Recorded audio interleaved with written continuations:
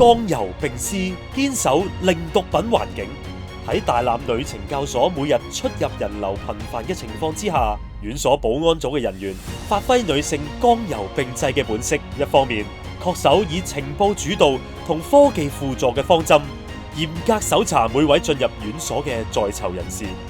另一方面發揮細密嘅心思，對涉嫌藏毒個案進行隔離觀察，鍥而不捨咁進行復檢核查，全力堵截毒品或其他違禁品流入院所。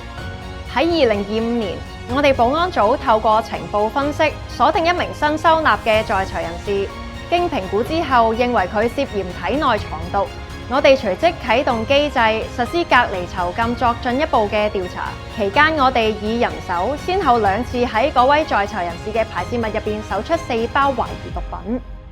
喺外間醫院期間，為咗防止可疑毒品擴散同埋確保證物鏈嘅完整，我哋保安組實施咗24小時嘅輪姦嘅監控，嚴密咁檢查該在囚人士每次嘅排泄物，最終成功再檢獲3包嘅疑似毒品，並按程序移交咗執法部門跟進。今次行動入邊，大欖女懲教所保安組充分展現剛柔並施嘅一面，先後4次喺一名在囚人士體內檢獲唔同分量嘅毒品，成功堵截違禁品流入院所，堅守零毒品嘅監獄環境。